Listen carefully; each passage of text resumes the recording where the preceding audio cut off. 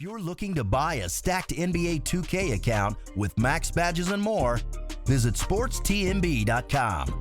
He has been in the community for years and has hundreds of reviews. Click the first link in the description to get your account today.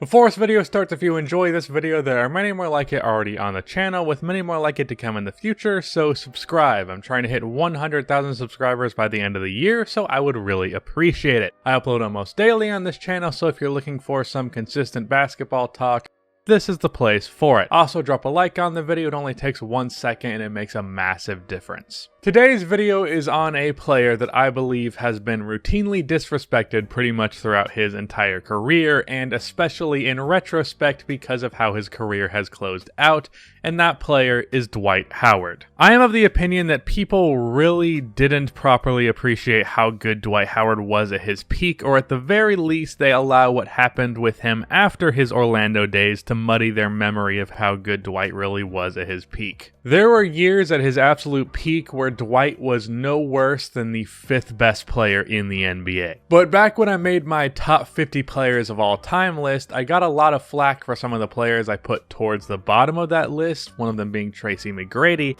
but the biggest one I got the most flack for was Dwight Howard. Now, part of this was because I didn't put John Stockton or Jason Kidd in my top 50 and put those guys in, which I understand is controversial, but the amount of comments I got saying Dwight wasn't a top 50 player or even anything close truly shocked me. So it is because of that that I believe that Dwight Howard was the most disrespected superstar of the 2000s. Let's talk about it.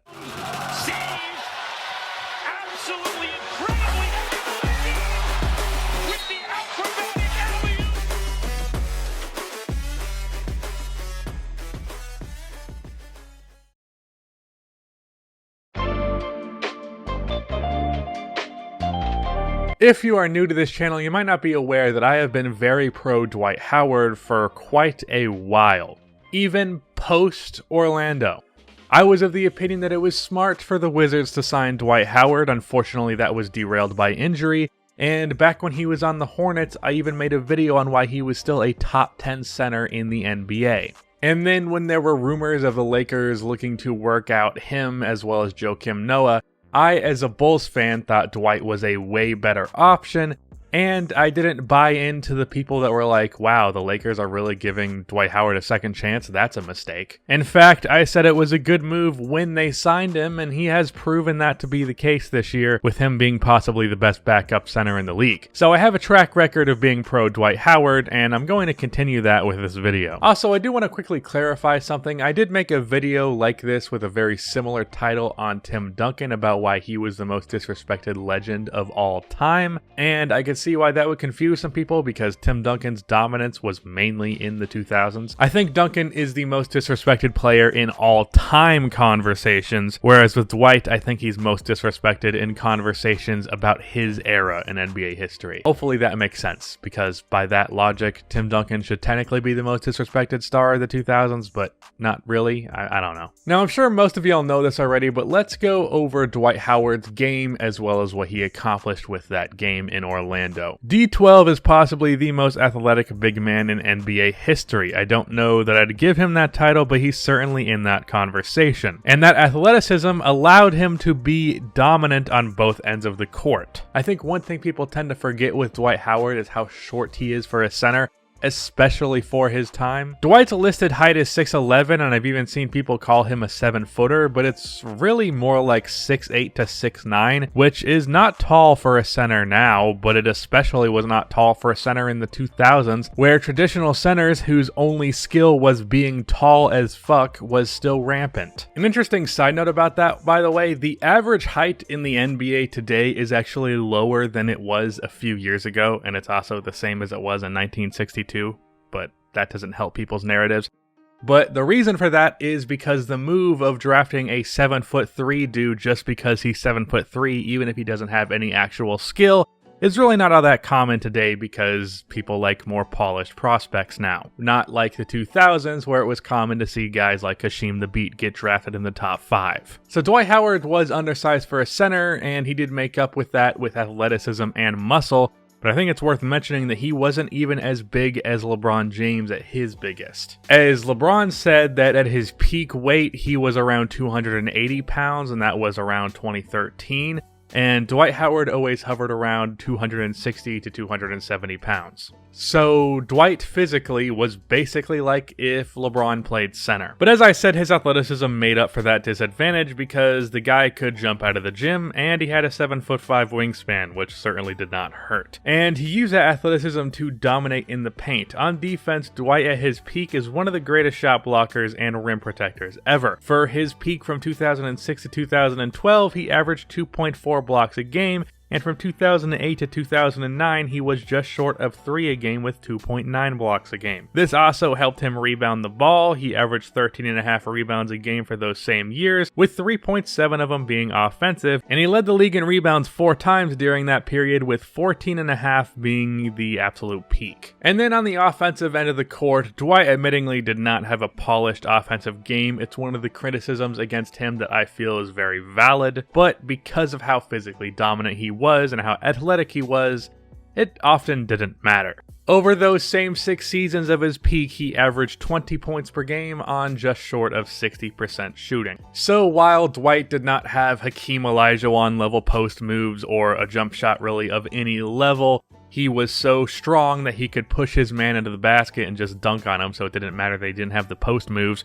And he made up for a lack of jumper with being one of the best pick and roll players ever, and one of the best lob targets ever. And with that skill set, the man won 3 consecutive Defensive Player of the Year awards from 2009 to 2011. He made the All-NBA First Team 5 times, granted that was with very little competition at his position at the time. He made 5 All-Defensive Teams, 4 being first, and he made 6 All-Star Teams. All of that with him on the Orlando Magic, and speaking of that, I actually want to talk about this Magic team. I feel like the talent on this Magic team was often overblown for the same reason that Giannis's talent on his team is often overblown, and that is because people confuse a great fit with an actual great roster. Of course, fit is very valuable, but at a certain point, talent overtakes fit, and you should not overrate a team that just has a good fit, and that's it. Giannis does not have a great roster, he has a roster that has great fit.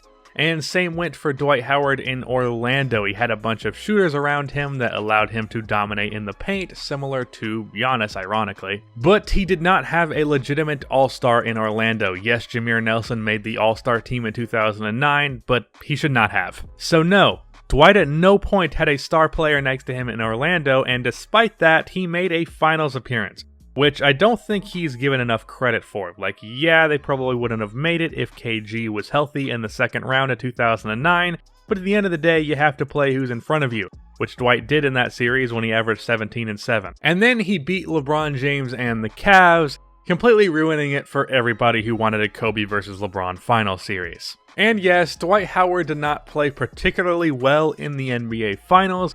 He only averaged 15 points per game on 48% shooting, which was a 12% shooting drop-off and a 5-point per game drop-off. However, he was a lone star playing a very damn good team with a peak Kobe Bryant, so I don't think you can really fault him for that one. Also, a few years after this, there was a 2011 MVP race, which I feel people forget Dwight Howard was one of the main pieces in, because now the conversation is Derrick Rose versus LeBron James, who should have got it, when in reality, Dwight Howard was second in voting for that award above LeBron James. And despite everything that I have just mentioned, I routinely see these accomplishments and his talent get disrespected, either through dismissing them or just outright not acknowledging them. Like, I feel people sometimes don't disrespect Dwight Howard by thinking he was bad, but just by simply forgetting he existed. I don't see him brought up in NBA discussion as much as he should be. There are a few reasons why those who acknowledge him disrespect him, and really most of them are dumb. First of all, a kind of dumb criticism that came Dwight's way was his lack of post moves. Now, I did say that his lack of offensive polish was a problem,